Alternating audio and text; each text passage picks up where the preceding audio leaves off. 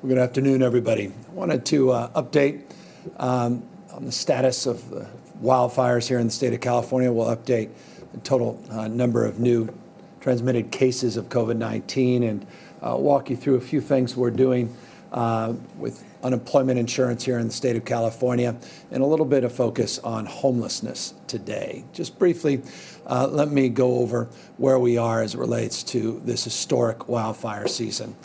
This is a slide many of you are very familiar with. 2019, year to date, we experienced about 5,300 fires here in the state of California, impacting 157,000 acres. You can see the year to date stats here in the state. We have increased the total number of fires from 5,300 to close to 8,000 fires that we have experienced year to date in the state. 3.6 million acres now burned, 157,000 acres this time last year, 3.6 million acres year to date. Still struggling with 27 major fires and complexes, and tragically 23,000 people continue to be evacuated from their homes. 19,000 firefighters from all across this state and across this nation are working 24/7 to address these wildfires. So 2,400 engines as part of our mutual aid system that are deployed. 26 people tragically have lost their lives, and 6,400 structures have been destroyed. Again, I caution everybody on these numbers. The 26 fatalities and the 6,400 structures are based upon what we have seen, what we have witnessed, but by no stretch of the imagination do we think this tells the entire story. As we get back in and people are able to repopulate, go back into their communities, we'll determine more structure lost. By the way, that's destroyed, not damaged structures. That number would be substantially higher if you included the number of structures that have actually been impacted directly by these wildfires. But sadly, 26 people have lost their lives to date. I want to focus on, of those 27 active fires, 6 fires, one that's very familiar to many of you, the August complex, which is the largest fire in terms of total acres burned in California history. The last time I presented this to you, you saw some 817,000 acres that were destroyed in this complex. 30% containment. We've made some modest improvement in containment over the last number of days, 34% versus 30% contained. And you'll see the acreage has grown, but modestly compared to seeing some of the growth we had seen over the course of the last few weeks, some 846,000 acres now burned in California's largest wildfire complex in state history. The number 5 largest complex in history is the northern complex. This is in Plumas and Lassen counties. Last week you saw 36% containment, 273,000 acres that had been burned in this, again, the 5th largest complex in California's history. We've made real progress in this last week, 64% containment from 36%, and you can see the acres burned has grown modestly from 273 to 294,000 acres. The Creek Fire, where I visited Senator Harris a week or so ago, now the 7th largest fire in California history, primarily a federal fire, but impacting parts of the state and our responsibility area. This is an incident command shared with the U.S. Forest Service and CAL FIRE, primarily in the Fresno, Madera counties. 18% containment, 220,000 acres. Last week, you'll see we've made some very stubborn wildfire complex, but we've made some progress, 27% containment from 18, 278,000 acres burned. I wanted to highlight just a few other fires that have gotten a lot of attention, and deservingly so. The Bobcat Fire in LA County was at 3% containment, 44,000 acres burned. When we last updated you, 15% today, but you could see more than doubling total number of acreage that have been lost in this fire, 105,000 acres now being impacted. So we're putting as many resources as we possibly can on that fire. Again, our mutual aid system that exists within the state of California and outside the state of California. Some 15 mutual aid states are helping either the National Guard or CAL FIRE directly, and we're putting all the resources we possibly can on all of these complexes, but focusing, as we should, on that Bobcat fire as well as the El Dorado fire, which we made some progress last week, 60% containment on that fire, 18,000 acres.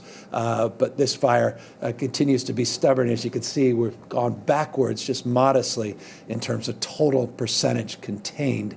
And you can see increase of about 5,000 acres over the last week. So between the Bobcat and the El Dorado fire, obviously stubborn fires, impactful, and we continue to do our best to address those complexes and those wildfires. The snow fire as well, I just wanted to offer. This is a fire that we didn't update last week, but it's one we're monitoring.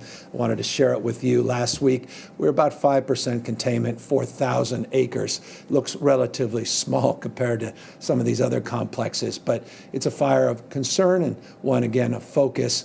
Today, we are making progress. Over the weekend, we were able to substantially increase the containment by multiples, now close to 40% contained, 38% contained. But you're still seeing some stubbornness and growth of total acres involved in that fire. Now some 6,000 acres have been burned. So those are the 6 that we have been focused on disproportionately. We, of course, continue our efforts throughout these other large complexes, but now 5 of the top 10 most impacted wildfires in our state's history are continuing to burn, though with real progress on some of those larger complexes, not just the August, but the LNU complex, the SCU complex, where we're seeing real containment on that CZU complex as well out there in Santa Cruz Mountains area. And again, that's testament to the extraordinary men and women, CAL FIRE, and the mutual aid system of support. Wanted to update you now on where we are with our case numbers as it relates to COVID. You can see here on the 7-day average, we've averaged some 3,400 cases. We're down modestly with the latest report, 3,294 cases as part of this report. And by the way, those 3,294 cases are off a total number of tests of roughly just shy of 150,000 tests that were conducted. And as a consequence of a substantial increase over the last few days of number of tests conducted, close to 170,000 on Friday, 180,000 roughly on Saturday, roughly 150,000 on Sunday, you could see the 7-day average of daily tests now moving back up to where we were pre these wildfires. Again, that heat dome, the heat wave, the wildfires, air quality were impacting our total testing availability in the state. We're starting to see those numbers go back up now, just shy of 124,000 tests, average number of daily tests over the last 7 days. What is very encouraging is you can see that positivity rate, some 3.1% over a 14-day period, 2.8% over a 7-day period.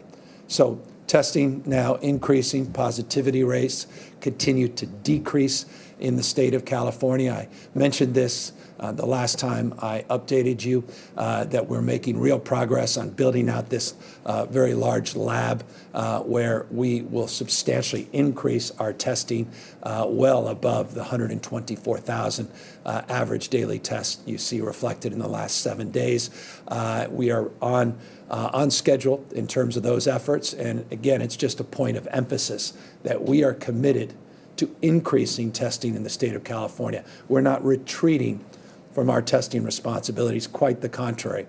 We are of the firm opinion that the sooner we are able to move forward to increase the availability and the timeliness of tests here in the state of California, we will have more clarity and more assurance in our capacity to move more swiftly to not only reopen different sectors of our economy more fully, but also reopen our schools in a more sustainable way as well. And so one cannot let up on those efforts. And again, California prides itself on its commitment to advance our testing in a substantially more comprehensive manner, more of a framework of equity, a focus on reaching out to underserved communities, and time frame to getting test results back within 24 hours. And I should just note the backlog now in terms of testing results has substantially declined over the course of the last number of weeks.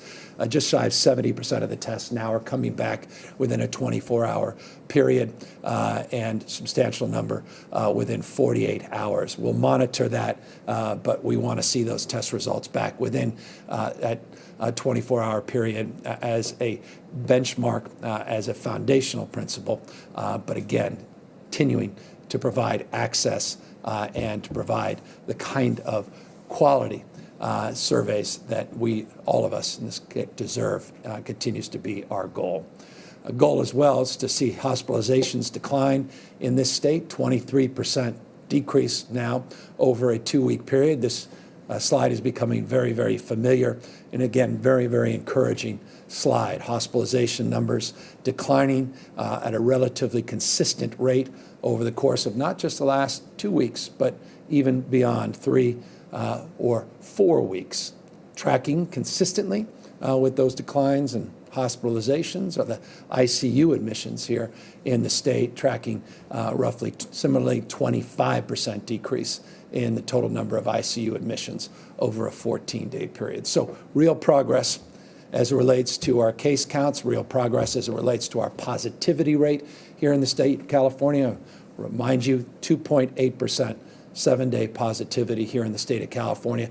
Testing starting to increase back up, a commitment over the course of the next number of weeks to substantially increase still our testing to provide points of access to our schools and more broadly to target underserved communities in the state of California. So we have a real sense of the community spread, particularly as we move into the fall, we move into flu season, and we move in to a challenging environment where we could potentially experience what some refer to as a twindemic of flu and COVID overwhelming the ICUs and hospitals. We want to avoid that. I'll be talking in the next few days about how you can help aid and advance that by getting a flu shot.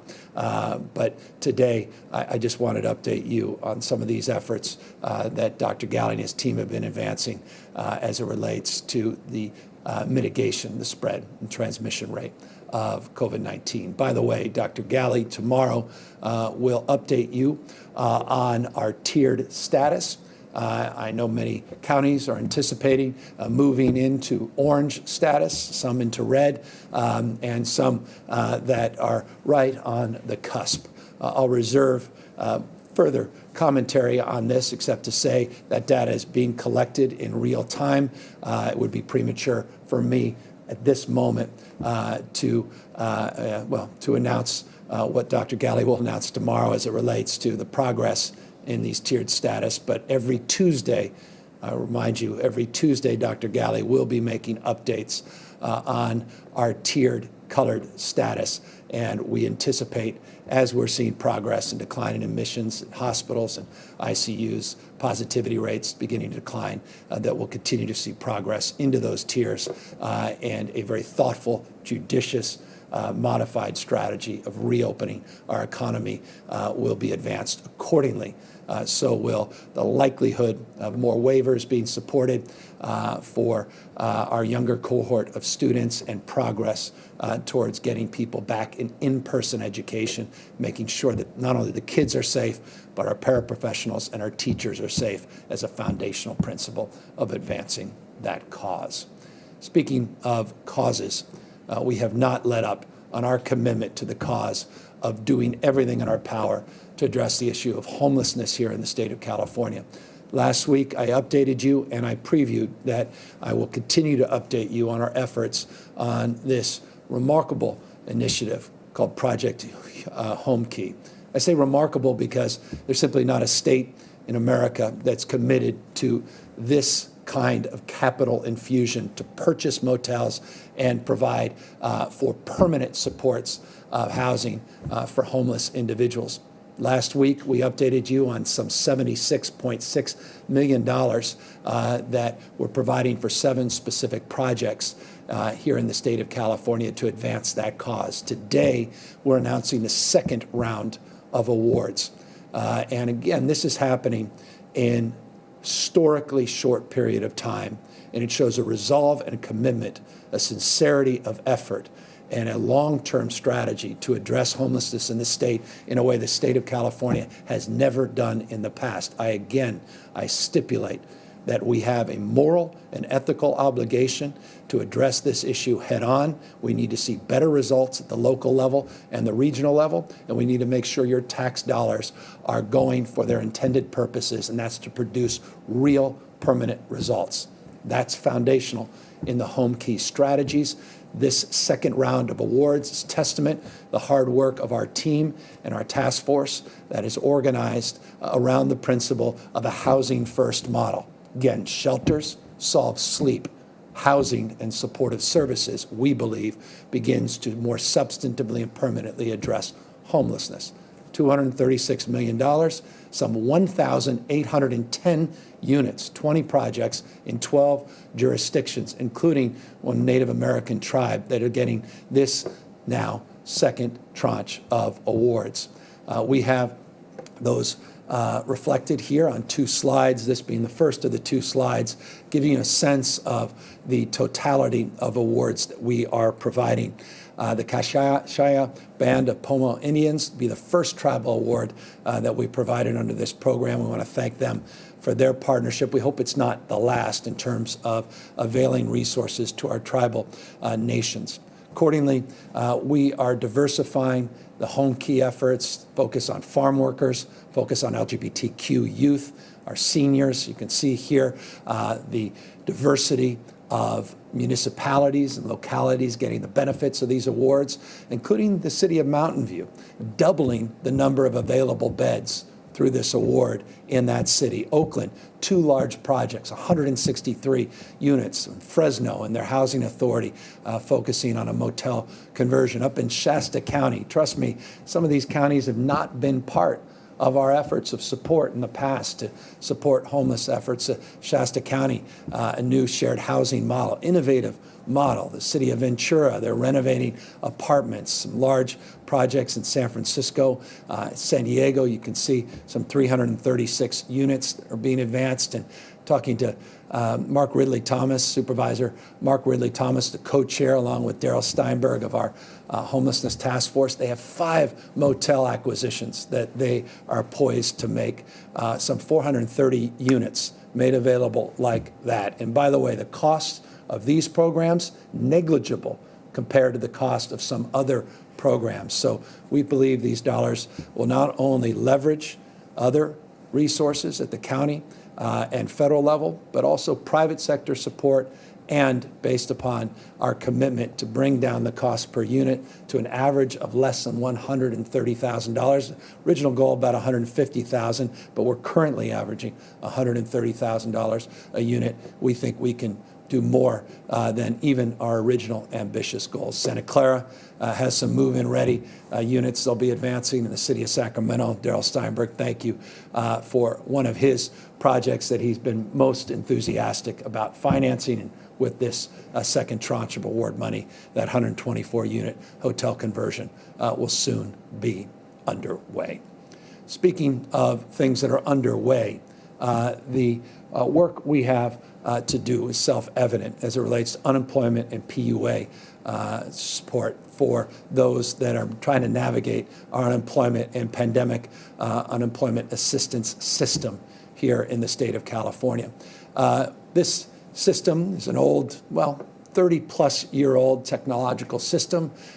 For those that understand a little bit about technology, these are the old Cobalt systems, these legendary Cobalt systems that need to be upgraded, frankly, need to just simply be strewn to the waste bin of history. But nonetheless, we inherited a little bit of that waste bin, and as a consequence, we've been trying to patch it together, and we recognized that we can plod along in the short run, we can plod along in the medium run, we can have a long-term strategy, or we can come up with new ideas from a different angle. We put together a strike team led by Yolanda Richardson, who will be up here in a moment, and by one of, well, I would argue, one of the most impactful technologists of sort, and someone who started Code for America and worked in the Obama administration, Jen Polka, to provide us input from a private sector perspective and looking not just at technology, look at business process improvements and looking at new strategies. They co-chaired a task force and they came up with a series of recommendations that already we have put into place. I mentioned last week that we anticipated the fruits of this report, which, by the way, are not just a strike team report. They're also a consultant that we hired, a report from a consultant, and a response back from EDD. I made it clear that when that report was done, we would make it public, and we worked through the weekend to do just that. Came out late on Saturday night, but we said we were going to move forward, provide that information in a transparent way. We've done that, and as a consequence, the reset started this weekend. I didn't want to wait another day to start this reset period to get this system back on its feet and get us to a position where we can address this significant number of backlog cases. By the way, in the report, it's remarkable, showed an independent review that showed our system, as challenged as it's been, is actually performing much better than the vast majority of states. Dare I say that as a nation, we have a huge IT problem. As a nation, we must do what California and I would argue municipalities must do, and that is completely reimagine our approach to large-scale IT procurement. The fact that we have been consistently one of the top 10 states in terms of percentage of people that have filed and received checks, now 14th by one analysis, suggests how low the bar is in terms of our systems across this nation. And so I'm not here to compare and contrast. I'm here just to give you a sense of what governors and what state legislatures all across this country are facing in terms of this historic number of cases that we have to adjudicate. And I say adjudicate because we're adjudicating fraud. We've had fraud schemes all across the United States of America, disproportionately hitting states that have no income taxes for various reasons that become very obvious on the verification side when you consider. We are not immune from those fraud efforts, and we are making real progress to weed them out and hold individuals and organized groups accountable. But one of the most important things we can do, and what we're doing as part of this 2-week reset, is implementing a new automatic ID verification software system. We went through about 16 or so vendors looking at what was available out there, and went down to about 12 where we really tested and kicked the proverbial tires, and we've come up with a system called ID.me. This will process about 90% automatically of all of the new applications. You'll have requirements under this automated IT system to do selfies, to provide additional verification in ways that we think could substantially, not exclusively, no one's naive, but substantially mitigate fraud. We are now aware of 5 states that are in the process of utilizing similar technology. We were comparing and contrasting. I think Texas soon will be doing the same, though I don't want to speak for them. But we've been able to share best practices. We've been able to talk to our colleagues all across this country, not just governors, but our strike team looked at those best practices in terms of verification software. And that's the one we've landed on, and we're moving quickly in this 2-week reset. We also are looking at business process improvements, not just IT improvements, taking some of our most senior staff members that have been working the phones and now using the more senior staff members with their unique insight and expertise to go after the most complex and the oldest cases that are the most stubborn and I know frustrating for many of you trying to navigate this system. We're also focusing on our email backlogs and mail backlogs and addressing more aggressive strategy on outbound call effort, not just reacting, but being more proactive in adjudicating claims and moving claim processing forward. The goal is self-evident. It's to reduce that backlog, reduce at the moment the growth of that backlog. Again, we say short-term, medium, and long-term. We believe this 2-week reset will do just that. We're also making available more ability to download forms and information using your mobile devices and having better and easier information available on your mobile devices as well. We want to meet people where they are, and that means meeting them on their smartphones and providing that information in a much more expedited manner with more clarity and with more focus on what the real needs are. So that was all part and parcel of the strike team report and this consultant report. And I should just say, and I'm going to ask Yolanda to come up here in a moment, that the reset does not mean that those of you that are now for the first time applying for benefits will be impacted in terms of those benefits being provided. Quite the contrary. We believe this will fast track the likelihood that you would otherwise gone into a manual process that could take upwards of 60 days. Unacceptable. And so we believe, and Yolanda will talk in a moment, that this reset will make not only this process better in the medium and long term, but begin to substantially address the backlog over the next 90 to 100 days with the goal to substantially have addressed it and not impact any people that are applying for the first time in terms of the timeliness to a check. And so it's in that spirit, with that consideration in terms of the ambiguity perhaps in some of the reporting about what a reset actually means to new applicants, that I would love co-chair of our task force, Secretary Richardson, to come up and talk a little bit more about her team's efforts, her recommendations, and what her expectations are moving forward with this system.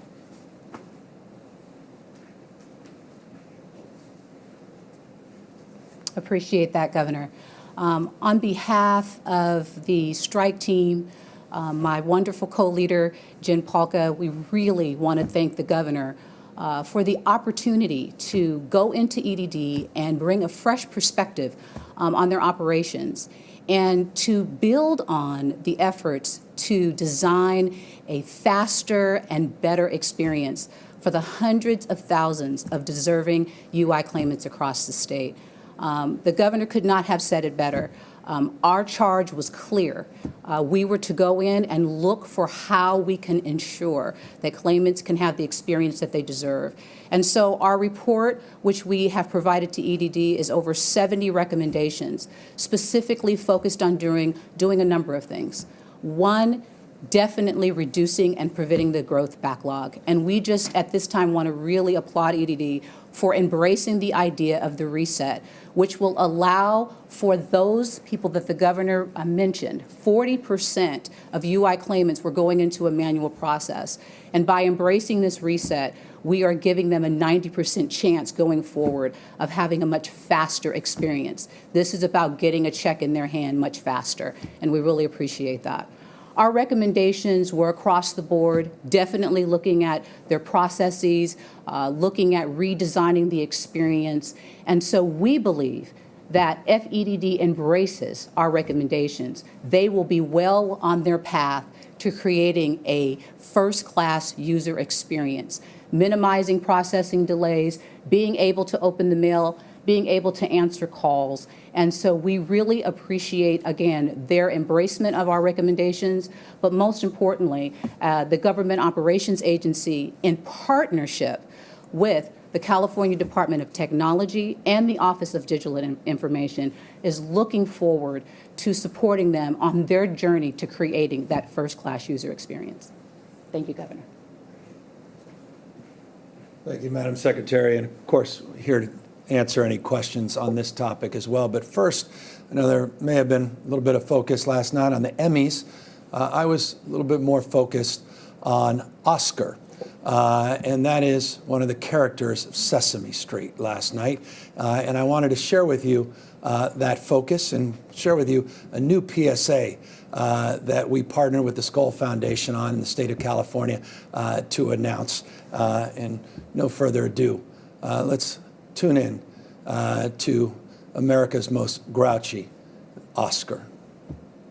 Oscar the Grouch here to tell you, yeah, you, to wear a mask when you're out in public around other people. It isn't difficult. Even a 3-year-old can do it. Hi, Sure, it'll keep you and others healthy, but more importantly, I won't have to see your happy, smiling face, and I can make grouchy faces at you without you knowing. Another benefit. So, if you don't want to wear a mask, I've got just one thing to tell you. Scram! Go away! Caring for each other because we are all in this together. So wear a mask and have a rotten day, will ya?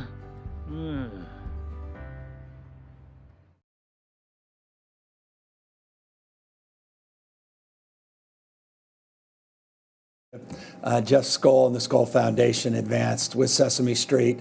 That's now the third in a series of mask PSAs that are now being put out nationwide, but in partnership here in the state of California. And we couldn't be more proud of Sesame Street and couldn't be more proud of these partnerships that have taken place.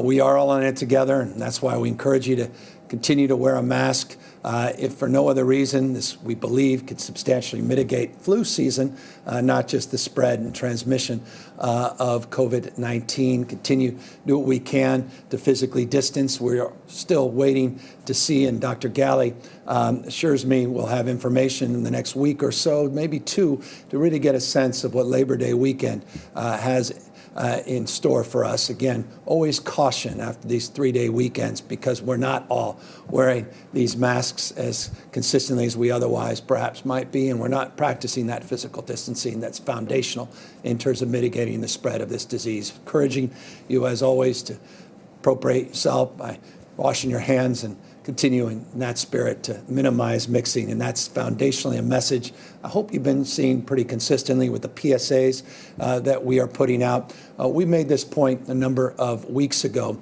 when we started putting out new tiered guidelines, that one of the most important and essential things we can do as we modify our stay-at-home orders, as we reopen parts and sectors of our economy, is continue to push our public-facing messages out and make sure we're forward-leaning in reminding people that this disease has not gone away.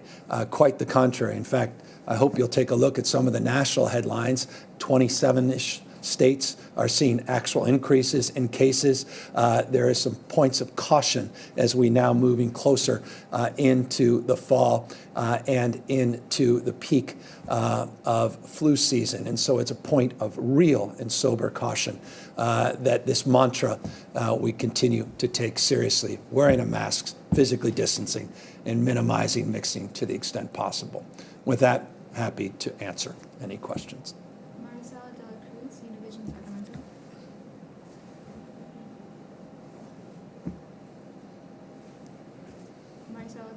Hi. There you are. Yes. Hi, Governor. So after this reset, how long before those people that are affected with unemployment or furloughs during those 2 weeks can actually see any income coming in? You mentioned they wouldn't have to wait those 60 days, but there's already a backlog. So what is the average time everyone on backlog and the newly unemployed Californians will have to wait? Yeah, so let me ask Rolanda to come back up that can mark more specificity in that response. But as it relates, again, to the new applicants, there should be no time to delay. As it relates to the backlog, which is substantial, we have our work cut out, and that's exactly the announcement we were making today in terms of how to substantively address it. But Yolanda, you want to take a shot at this? Thank you, Governor. For the time for those in the backlog, our recommendations were targeted at looking how we could actually expedite it. So to get more into the technical aspects of how the time has been shortened by the recommendation that we made, I'm going to ask Director Hillard to come and give you that information.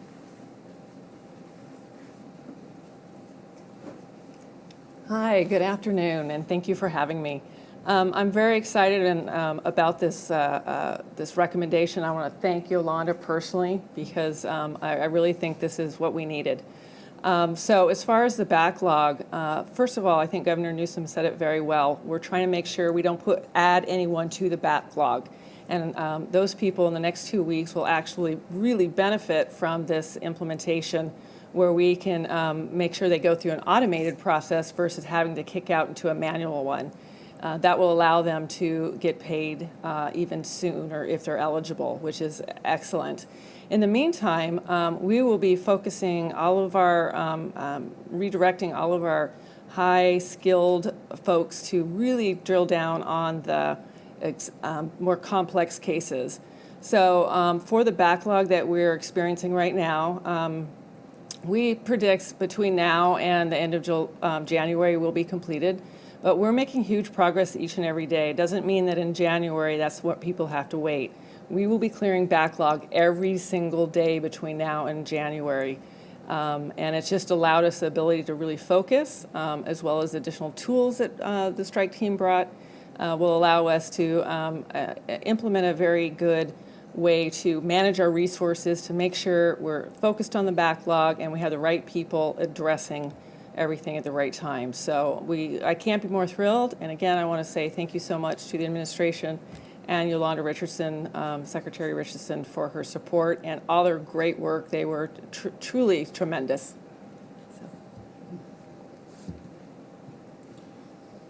Thank you, and thank you, Director. And just as a reminder, there's a 3-week timeline that's traditionally been the case for new applications, and we believe as it relates to those that are applying that can still fill out forms, and we will be proactively calling to engage them once this reset is concluded. By the way, the reset process ends on October 5th. We started that process this weekend. We didn't want to delay it even a day.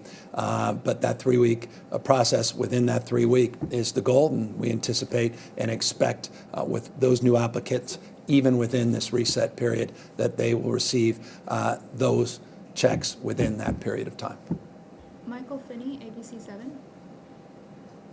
Good afternoon, Governor. Are you really confident that 6 months of failure and years of mismanagement and neglect can be fixed with a 2-week reset? Well, the issue of short-term, medium, and long-term is part and parcel of what we are announcing here today. We conducted a very thorough and very objective process, hiring a consultant, putting together a strike team made up of not just experts within the state, but outside the state. We inherited an old, dilapidated system, not dissimilar to many other states in this country. It's a wake-up call, as I said, for this nation, not just the state of California, to substantially make progress in terms of large-scale IT procurement. Just a brief update on that. Before I got here, when I was Lieutenant Governor, Governor Brown initiated a larger procurement process for unemployment insurance, as well as other benefits, including disability insurance and paid family leave. That process is an order of magnitude larger process than the one that we are announcing here today. That process we continue to advance, but we're taking advantage of all the contemporary information we have learned over the last 6 months to make sure that we're not paving over the old cow path, that we're not just moving forward with something that made a lot of sense a year ago, but makes no sense based upon the volume and the experience we've had over the last 6 months. So the answer to your question is we're making short-term commitments, and we have medium-term strategies, but we're here for the long haul. We're going to get this right. It's not just here with issues of disability insurance. It's not just issues with unemployment insurance. It's across the spectrum, including the Department of Motor Vehicles and in many other areas of government. That's why I created an Office of Digital Innovation, brought to bear some real guidance and expertise by recruiting new team of individuals running these agencies and bringing in some of the private sector mindset that I have found very, very insightful over the course of many, many years. We also started something called the RF2 process. And that is a strategy that moves away from some of the RFPs, RFQs, the old ways of doing business. If I haven't lost you, you haven't paid much attention, except to say those acronyms, well, they rely on outdated thinking. So we're trying to bring modern, more innovative thinking into our processes. I've been here 20-ish months as your governor, not 20 years, not even 2 years, and I'm committed over over the course of the next 2 years in my term to really initiate some order of magnitude change in this space. We've seeded a lot in the last year and a half, and all of this experience has only doubled my resolve to do more still. News. Yes, Governor, I wanted to ask a fire-related question. Standard & Poor's has been saying that they're not sure that the $21 billion in the wildfire fund set up last year for the utilities will be enough, considering the size of the fire season already and the fact that we have at least another month to go. Are you thinking of trying to boost that fund in some way, or is there any effort among the legislators to do it? Not at this moment. We worked over the course of last year to put together a comprehensive strategy in record period of time, but a very thoughtful, judicious process to help support PG&E's emergence from bankruptcy, but as a completely reimagined company with completely new strategies and goals, and more importantly, accountability and transparency, the ability to claw back if they don't meet those goals. As it relates to the fund itself, we believe that fund, which is leveraged beyond the $21 billion, is substantial, but we're not naive to the magnitude of this year's fire season, which, as you know, is historic, simply is not without precedent, or is without precedent. 3.6 million acres, less than 300,000 the entire calendar year last year. So I certainly recognize the anxiety around the size of the fund, but at the moment, the answer is no. But again, we're not ideologues. We're not wedded to the status quo. As conditions change, as some areas concerns develop and present themselves, even beyond this S&P's assessment, we certainly will assess the condition of that fund and our capacity as a state to support not only the IOUs, but more broadly the CCAs and all of the others that are responsible for the procurement and distribution and the reliability of energy here in the state of California. Paul Rogers, Mercury News. Hi, Governor. Last week you said you wanted to increase California's actions to address climate change in the wake of these record wildfires. I understand you're considering an executive order. What types of measures are you considering? For example, there are nearly a dozen countries, including England, Germany, Israel, and India, who have announced that they'll ban the sale of new vehicles with internal combustion engines in 2030. Is that something you'll direct the State Air Resources Board to follow, or where's your thinking on what we need to do new? We'll be making announcements in due course, and so look forward to not just making announcements this week, next week, but over the course of many, many months. We are committed to exercising appropriately our resolve to do more than we even have to date in terms of low carbon green growth, and to begin the process of changing the way we produce and consume energy, both supply but primarily demand approach. And that's consistent with the frame of your question. By the way, it's also consistent with the frame of the actions that were recently taken by this state that didn't generate the kind of attention perhaps they deserved, and that is the fact that California is leading the nation. Just recently adopted strategies on medium and heavy-duty trucks to reduce emissions in that space, and we followed up. We now have 15 states that have joined this partnership. We were the first state to do that, and we are committed to finding more support from other states across this nation. So we look forward to working with the legislature next year, a series of efforts. We look forward to continuing at the administrative level to do more in this space, and certainly all of our regulatory agencies to continue to advance the collective goal of decarbonizing our economy, which is our commitment and our resolve in this state. Brandon Pha, Voice of OC. Hi, Governor. Thank you for taking my questions. Always appreciated.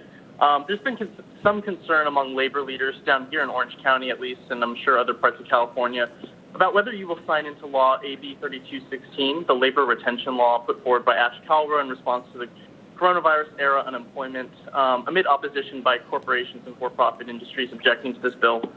What do you say to those concerns? Will you sign this bill? And also, amid the conversation on wildfires and climate change, there's another aspect of environmental justice slipping by, namely the topic of seawater desalination facilities. Here in Huntington Beach, this controversial desalination project proposal for the coastline that critics fear would negatively impact low-income communities, and palpable concern among activists that, Governor, you won't reappoint to the Santa Ana Water Board a key vocal critic of the project proposal, Director William von Blasingame, amid a pending vote on the project's permit. Would you say those concerns are valid, and will you reappoint Director von Blasingame to the board? Well, thank you. And forgive me, first of all, thank you for the details of your question, and let me, and I don't mean this to be flippant or dismissive, quite the contrary. As many of you know, I have quite literally hundreds of bills that I am currently going through in real detail and specificity. I have till the end of this month, just 9 or so days, to make a determination to sign or veto hundreds and hundreds of bills. We tend not to, as a rule, unless there is some extenuating circumstance, preview where we land on many of these bills. And so I look forward to reviewing the specific bill that you have in question, and we'll certainly, as we process that, once we sign or veto that bill, we'll make sure that you are made aware of that decision. As it relates to the decision, as it relates to personnel, try not to make decisions about appointments or reappointments, particularly on regional bodies and water boards and air quality districts and the like, in a public manner like this. And forgive me, we have not had the opportunity with my appointment secretary to adjudicate the quality of those existing appointees, many that I inherited from the Brown administration, many outstanding, and we'll certainly, again, as we make those determinations, make those public. Alex Michelson, Fox 11. Thank you, Governor. One of the Orange County Board of Supervisors members is asking President Trump to give coronavirus relief funding directly to the counties and not to the state in order to take away some of your own leverage. What's your response to that? And what's your response to the broader question about the power of the states versus the counties when it comes to dealing with coronavirus? Well, there was something that happened many, many moons ago. Founding fathers created a constitution, created a framework of federalism, states' rights. It's enshrined in the Constitution. I would encourage anyone who hasn't had the opportunity to dust up on some of these constitutional principles to consider these requests in light of how this nation was founded and the framework that has lasted hundreds and hundreds of years. And so, with respect, I defer to the wisdom of our founding fathers. John Myers, LA Times. Yeah, Governor, I want to get back to the EDD problems in particular. I mean, the task force had an eye-popping number on Saturday night saying that the backlog is growing by some 10,000 cases a day.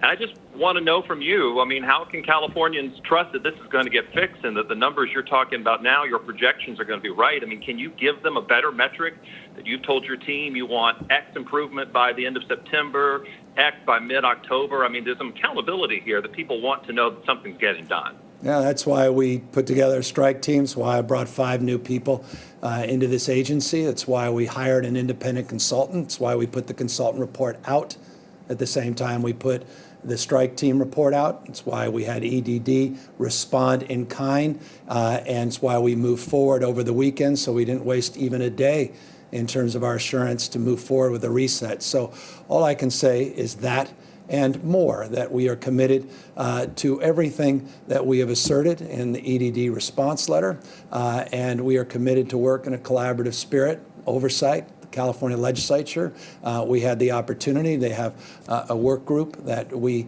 had counseled with. They actually provided some very insightful recommendations of their own, and we're trying to incorporate the same. And so we are committed to getting this done, and we recognize the magnitude of the responsibility and the extraordinary challenge that we have in front of us. And so we'll be transparent with you and others in real time over the course of weeks, not waiting months for the results of these efforts. And that's another firm commitment that the team is also advancing. Final question, Dustin Gardner, SF Chronicle. Thank you, Governor. With respect to zero emissions vehicles and climate change, your administration has moved in the last year to cut rebates for electric vehicles. Even before the pandemic, your budget cut funding in about half. And this was as the state had a surplus. Now it looks like there could be almost no funding for rebates this year, or very little funding.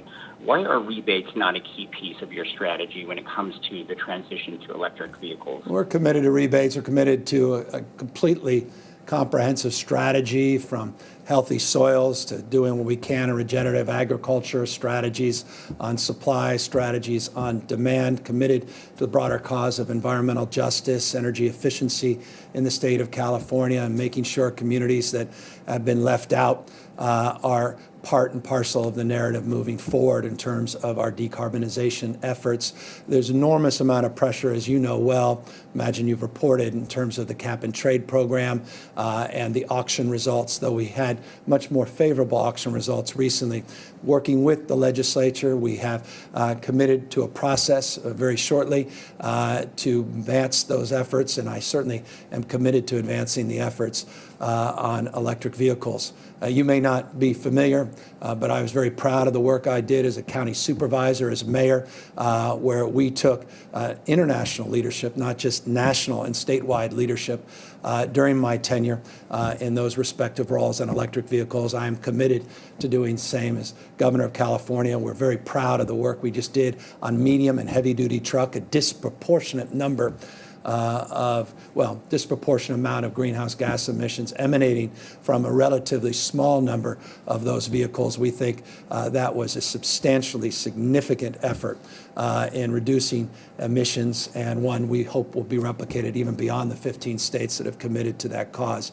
You'll be hearing more about our efforts as it relates to electric vehicles in the coming weeks and months, and you'll certainly be learning more as we're already in the process of putting together next year's budget when I announce those efforts in January. So with that, let me thank everybody for the opportunity to update you on some of the announcements we made over the weekend. EDD, thank you as well to our entire team, particularly Department of Public Health. It is nice to see a 2.8% positivity rate for the first time in many, many months over a 7-day period. It's nice to see those test numbers begin to increase. Again, not where we need to see either number. Look forward tomorrow to hearing Dr. Galley update us on our tiered status. And again, we thank our partners at Sesame Street and Oscar for his contributions today, reminding all of us the importance, power, and potency of wearing face covering, wearing a mask. Take care, everybody.